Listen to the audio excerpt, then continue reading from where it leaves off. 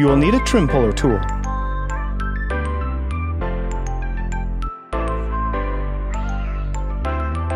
Starting at the front of the map light, squeeze the cover towards the back and pull down one side.